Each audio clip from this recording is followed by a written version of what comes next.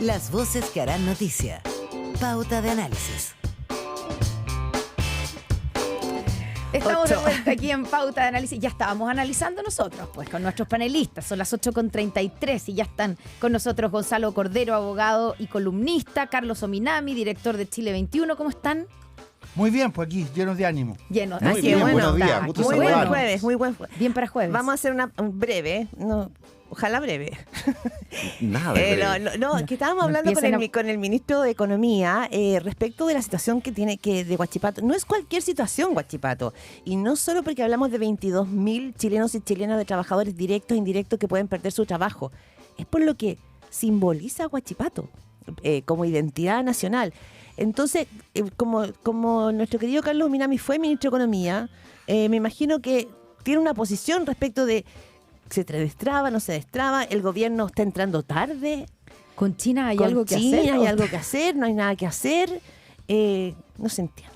No, yo francamente no me atrevería a dar una opinión, ¿No? porque no he hablado con las contrapartes, no conozco los detalles de cuál es exactamente la situación de Huachipato, qué es lo que están diciendo la contraparte china. Lo que sí puedo decir es que este es un tema que se viene arrastrando hace mucho tiempo. Hay una 10 discusión años. planteada por lo menos hace 10 años.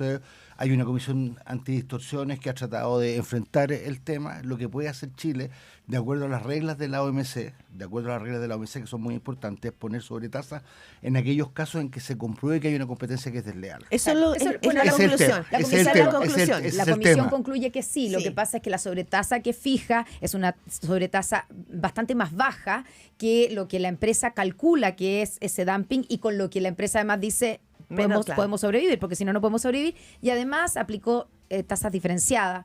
Y claro, la empresa sostiene, y hay varios también economistas que sostienen que las tasas diferenciadas no sirven en el caso de China porque finalmente todos dependen del Estado, entonces pueden ponerse a exportar todo. El ministro decía que no era posible, pero... Y el tema, Connie, también hay que decirlo con mucha franqueza, que no es cualquier cosa ponerle sobretasas que no tengan una fundamentación sólida a empresas chinas, país con el cual tenemos más del 50% de Es el nuestras problema, exportaciones. parece Entonces ser, tenemos ¿no? también hay un problema de represalias, de retaliación, como Ya, se dice en eso términos le preguntamos comerciales. al ministro y el Está ministro planteado, decía eso es un tema, que es no un tema, existe eso. es un tema, a mí me parece que La es toda un tema luces. sobre el cual hay que atender. Entonces yo entiendo perfectamente el drama que puede decir, que debe significar para trabajadores de Nos ha la octava pasado, región, ¿no? el tema de Huachipato, 22.000 trabajadores, una empresa emblemática creada por el Estado de Chile, por de pronto Por eso. a Gonzalo- sus inicios. Pero sí, también hay que tener en consideración el conjunto de la problemática, y razones. Chile no puede tampoco incurrir en tomar una medida que pueda generar unas represalias que sean aún peores que las consecuencias del cierre eventual de Huachipato. El tema es complejo. ¿Cómo lo ves tú, Gonzalo? Para después entrar a otros temas complejos que también marcan la jornada. Hay poco más que decir sin caer en el lugar común o repetir lo que ya dijo Carlos. Digamos, la relación comercial con China para un país como Chile es muy difícil. Solo diría que uno ve la evidencia, digamos, de que incluso en las relaciones internacionales el ideal de la igualdad y el ideal de que los seres humanos se comporten en base a reglas es un ideal, pues muy difícil lograrlo, y al final el poder tiene una vigencia y una acción por sí mismo contra la cual un país pequeño como Chile es difícil. Ahora, el manejo del gobierno en esto, yo creo que no ha sido el más...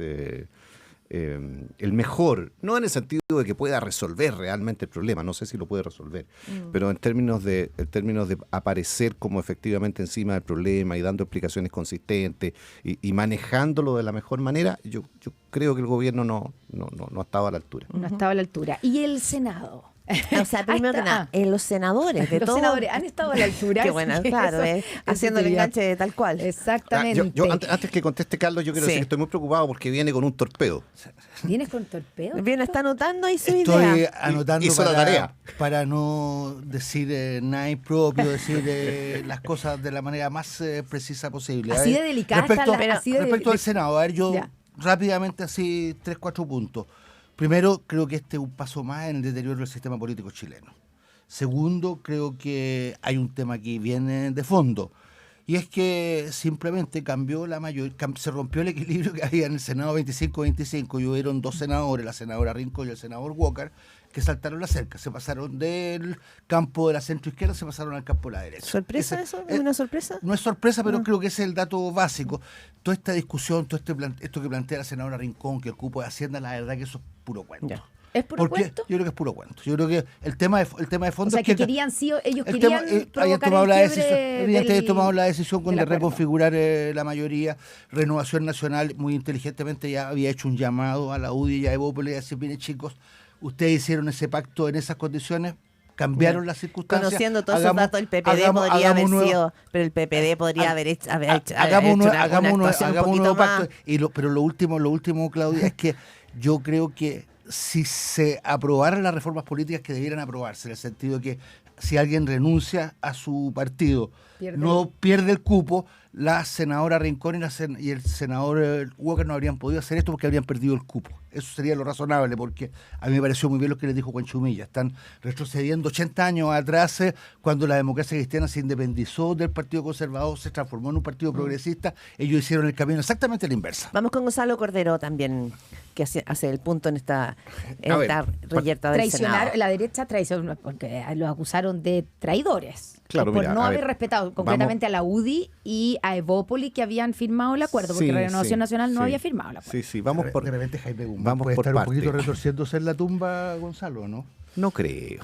Vamos. Ya, pero hay una traición, ¿o no? Yo no soy intérprete de Guzmán, hay muchos intérpretes de Guzmán. A ver, vamos por parte. Primero quiero decirlo en lo que estoy de acuerdo con Carlos, que es la primera afirmación. Esto es un deterioro, efectivamente, de nuestro sistema político y por lo tanto es un deterioro de nuestro sistema institucional. El Senado que la izquierda quiso eliminar, recuerden ustedes, en el proyecto de la Convención Constitucional, ha jugado un rol importante en estos últimos 2 años.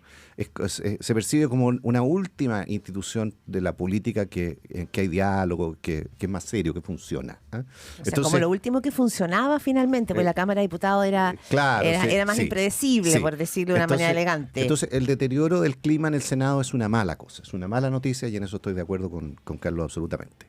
Después entramos a un terreno que es más complicado, que es en el terreno de atribuir las responsabilidades. ¿Quién tiene la culpa del problema?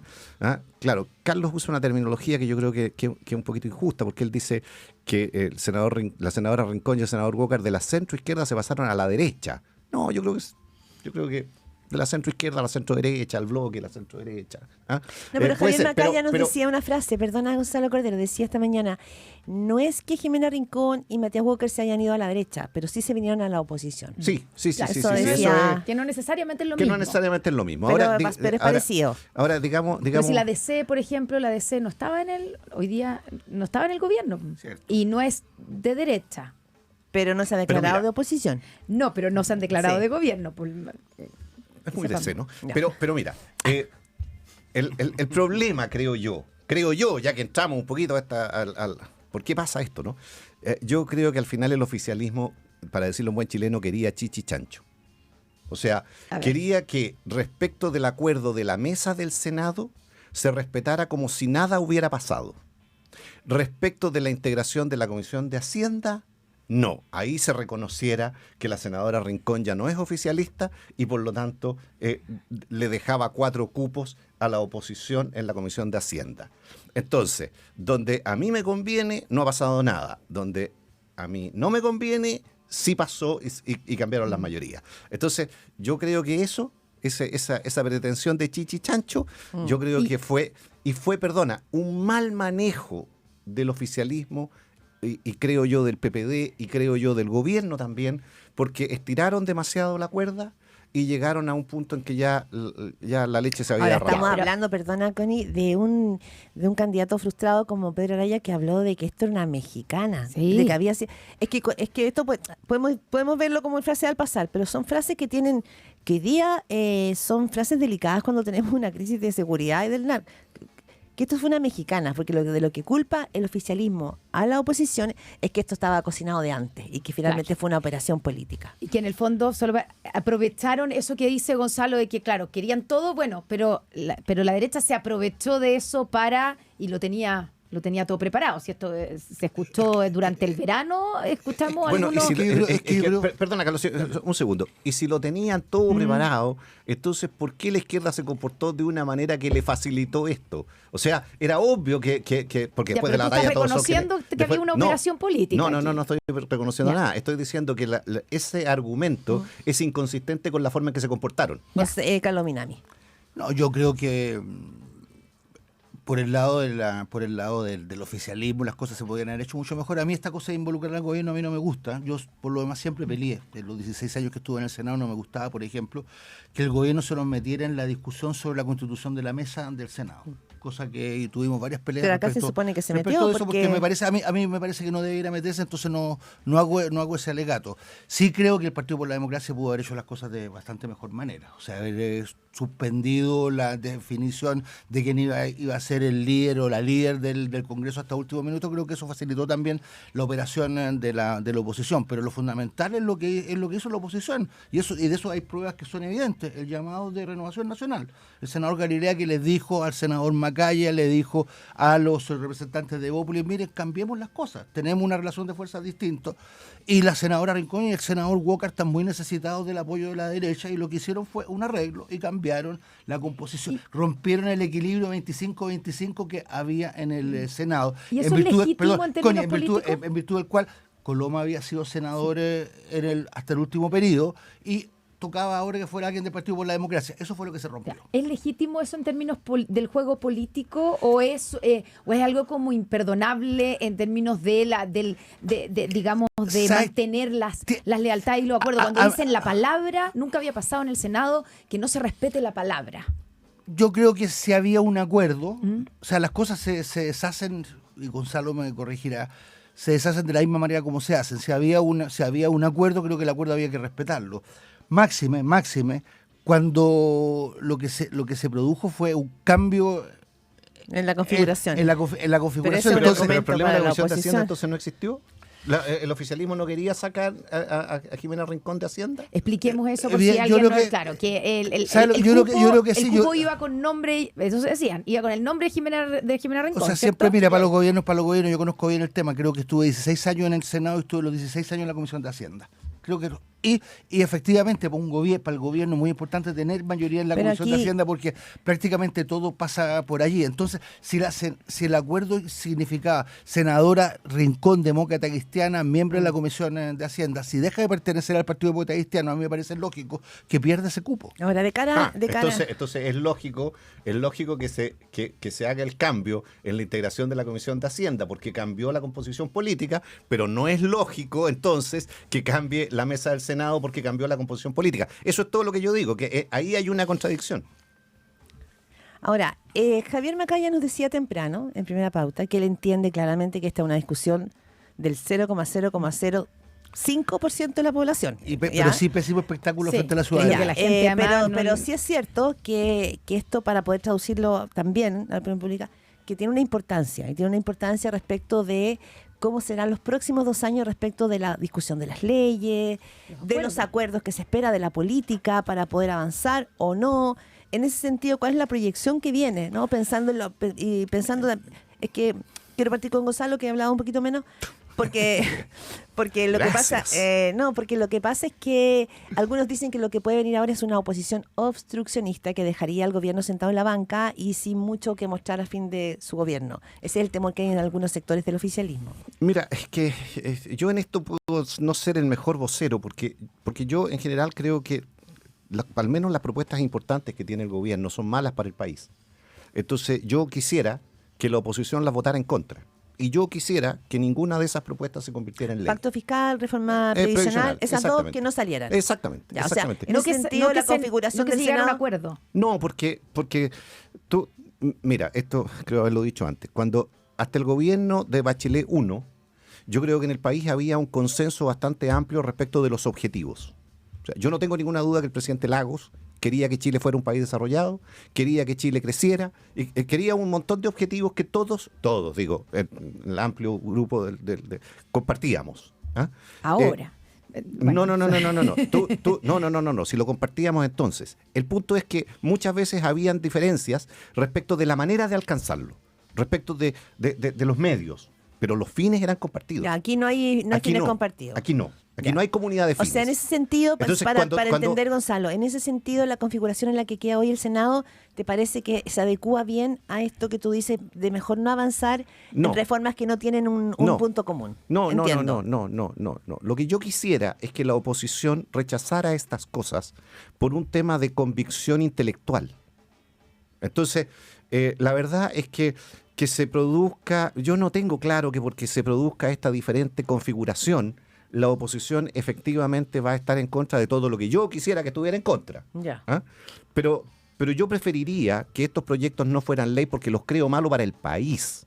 No porque se produce un cambio y se pelearon y ahora están enojados y no se saludan en el desayuno. No, esa no es la razón. No debería ser por eso. Carlos Ominami. No, a mí me parece que es un planteamiento, por de pronto, que tiene el mérito de la sinceridad de Gonzalo. Es decir, ¿sabe qué más? A mí no me gusta, yo quiero oponerme a esto. Ahora, es una discusión que tuvimos también la semana pasada. Aquí hay un gobierno que fue electo con un programa. Y ese programa decía negro sobre blanco, reforma de las pensiones, decía también reforma tributaria. Han pasado 2 años y no se ha podido avanzar en esa dirección. Entonces, yo creo, Gonzalo, que también hay que hacerse cargo de eso, que es un serio problema el que un gobierno no tenga los medios en el Parlamento para poder avanzar en esa dirección. Yo lo que creo ya es que finalmente aquí hay que asumir que hay un problema más de fondo, que no puede ser que llevemos ya este drama que se extiende por muchos años de los presidentes que no tienen mayoría en el Parlamento.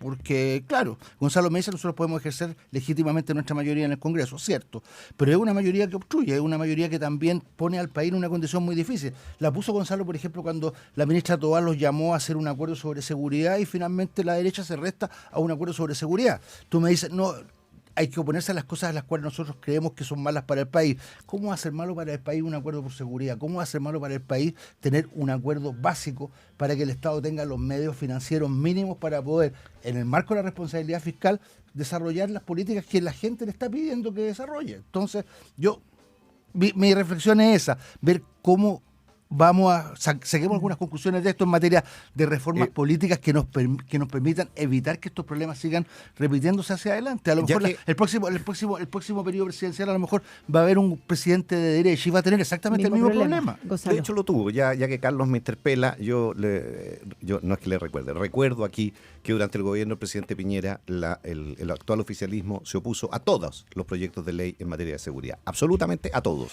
Entonces, Y esta es la revancha, dices tú. No.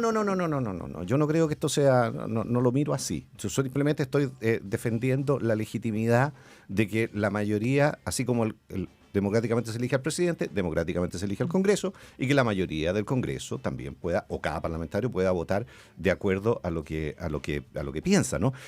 Porque esta cuestión de alinear lleva una discusión más de fondo. Alinear la presidencia de la República con la mayoría parlamentaria, eso se llama régimen parlamentario. Entonces, eso es ir a otro régimen político. En el presidencialismo, es inherente al presidencialismo el contrapeso del Congreso al Ejecutivo. Ahora hasta Bachelet, comienzo de Bachelet 2, si no me equivoco, ella logró la presidencia con una mayoría parlamentaria, que se cayó rápidamente. No, se cayó rápidamente, pero digo, hubo un primer momento. En ese caso casi se cayó por desuso, porque no la usaron la mayoría parlamentaria. Sí, eso ahí hubo otros problemas. Oye, alcanzamos a pasar Buen un punto. minutito por el... Ya. Tenemos 2 minutos. Si ustedes ¿Está son pensando PDI? PDI, hacemos brevemente un arqueo, Carlos Minami, La lectura para más cerrar. política. Sí, para cerrar, sí, estamos. Yo no sé, yo me pregunto, leí hoy día en la mañana la información de prensa de que las transcripciones de las conversaciones de Luis Hermosilla son 700.000 páginas. 777.000. Pero no todas, hay un porcentaje mínimo con Sergio Muñoz. Con Sergio Muñoz, claro, lo importante es saber cuánto todo lo otro. qué es lo que ¿Cuánta viene. gente hay nerviosa? La sensación que uno tiene que esto es una teleserie que va a durar no solamente semanas, sino que puede durar varias temporadas. Esa es la sensación que hay uno muchos tiene. nerviosos. Y yo creo que hay muchos ¿Nerviosas? nerviosos y la verdad es que, a ver, lo digo con mucho respeto, pero cuando uno escucha la defensa que hizo el abogado Manríquez de Sergio Muñoz diciendo, mire, la verdad es que él entendía que el señor Hermosilla era el abogado de la presidencia de la República y como que había un proceso que involucraba al presidente de la República, el señor Muñoz le entregaba la información a la señora Hermosilla, que se la entregaba al ministro del Interior del presidente Piñera, que estaba siendo objeto de una investigación.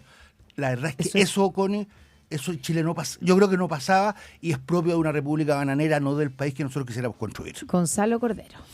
Sí, a ver, hay varias cosas que decir. Yo, primero, mira, voy a decir una cosa que no es fácil de decir. Yo creo que el Ministerio Público, en esas conversaciones de WhatsApp, en todo aquello que no es presumiblemente constitutivo de delito, el Ministerio Público debiera destruir esas conversaciones. No deberíamos conocerla. No debiéramos conocerlas. ¿Por qué no? Porque son conversaciones privadas. O sea, si yo mañana le mando un WhatsApp a Carlos. O sea, todo esto que no me he enterado del churrasco, del Claro, pero es que eso es con del sour, todas esas cosas. del Chardonnay sour. Del Chardonnay sour, todas esas cosas. Por eso yo nunca he Es lo tomado mismo- Chardonnay sour. Yo Está estoy de de moda, acuerdo con Gonzalo. Es la violación de la correspondencia. Ah, Claro. todo eso no deberíamos saberlo. Eso Ya, pero no, es que eso no. Pero eso era Lo- con el director de la PDI. Por eso digo, lo que es constitutivo o puede ser constitutivo de delito está perfecto. Eso pierde la condición de privacidad de inmediato, porque los delitos son de interés público por definición. Pero si yo mañana le mando un WhatsApp a Carlos y le digo, oye, Carlos, ¿viste? Pucha, la tontera que dijo... ¿ah? Presidente, etcétera. No tengo idea. Es que hay una parte así. Y Carlos me contesta, sí, pero es que es un tarado. ¿ah? Y después resulta que yo me mando un numerito, ¿ah? y mi teléfono es objeto de investigación penal. ¿Por qué va a haber que exponer a Carlos a que hizo un comentario social que no tiene ninguna relevancia penal ni Sí. pública? ¿Por qué hay que exponer a Carlos en ese comentario? Eso es como una primera cosa. Ya. Y segunda cosa que creo que es muy importante, es que este tipo de hechos erosionan mucho la confianza social. Erosionan mucho, por lo tanto, la gobernabilidad de las, Sí. de las sociedades. Y desde ese punto de vista, mira, yo quiero decir una cosa que encuentro muy buena que hizo el gobierno y una muy mala. Muy bueno que haya nombrado al nuevo director de investigaciones Rapidito. de inmediato. Rápido, sí. Lo felicito, muy bien. Muy mal lo que dijo la ministra Vallejo de la red de cuello y corbata. No tiene idea de lo que está hablando, una asociación ilícita es otra cosa, requiere concierto para cometer el delito. ¿ah? Seguro. Y ella, que es parte del gobierno, erosiona la credibilidad de las instituciones, erosiona la propia institución de la que forma parte. Bien, mucho tema por hablar. Gonzalo Cordero, Carlos Minami, muchas gracias como cada jueves para ir acercándonos al cierre de semana. Que estén muy bien. Muchas gracias.